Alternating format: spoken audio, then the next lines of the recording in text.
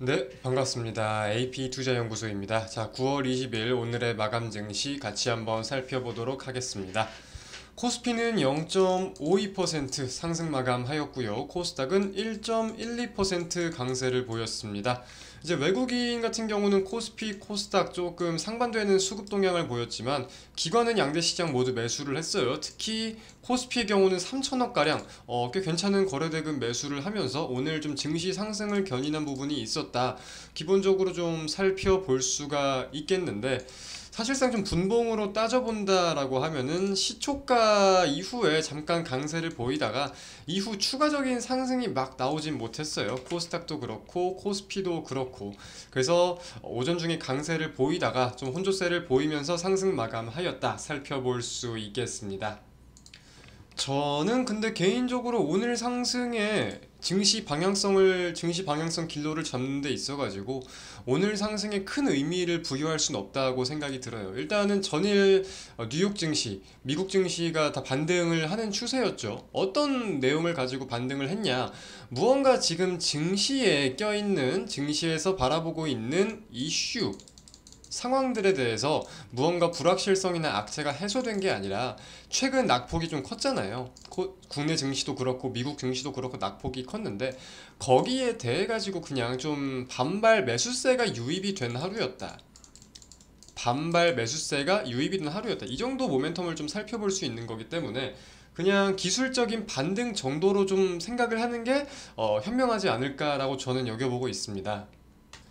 뭐 이제 모멘텀을 좀 찾아본다라고 하면은 이제 실적 시즌이 얼마 안 남았다 보니까 거기에 대해서 실적 기대감이 좀 있는 종목들의 매수세가 붙었다라는 정도, 이 정도 모멘텀 정도는 찾아볼 수 있을 것 같습니다.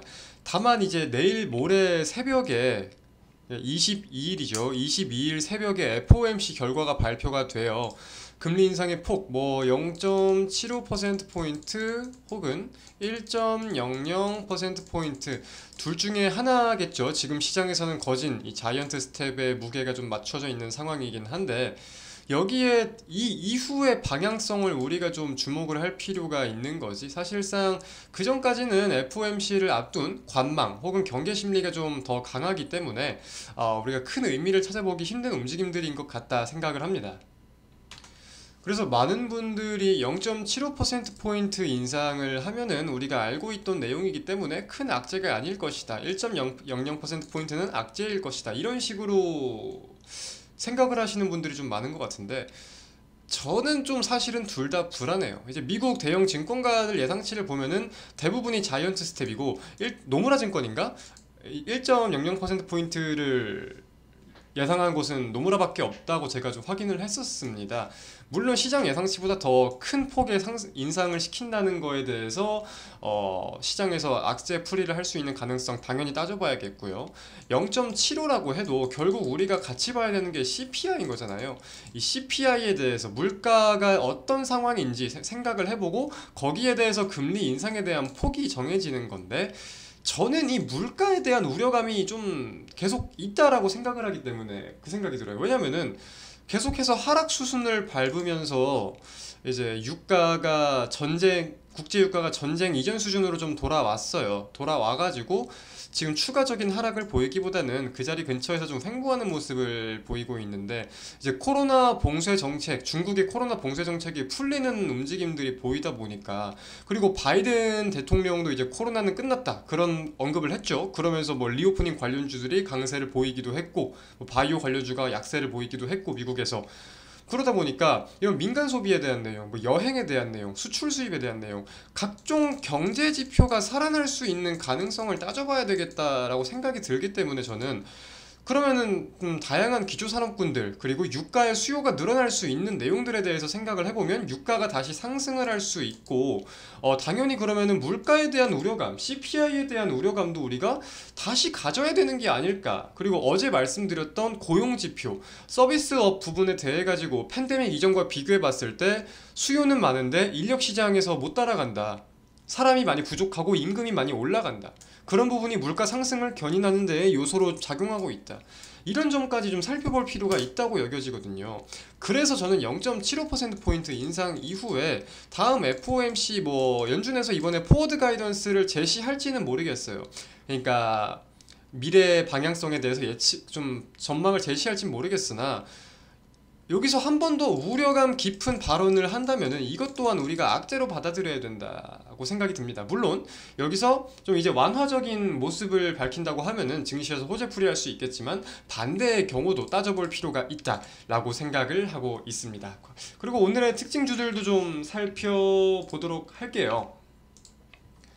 자, 일단은 아까 말씀드린 뭐 리오프닝 관련주, 제주항공이나 뭐 항공주들이 있죠. 대표적으로 진에어, 그리고 뭐 파라다이스 이런 카지노 관련 리오프닝 관련주들 좀 강세를 보였고요. 바이든의 팬데믹 종료 발언이죠. 물론 미국 행정부에서는 저기 뭐야, 아직 비상사태 해제를 위한 계획은 없다라고 밝혔는데 바이든이 언급을 한 점에 대해서 강세를 보였다 살펴볼 수 있겠고, 뭐 LG 이노텍, BH 이런 종목들 좀 강세를 보였어요.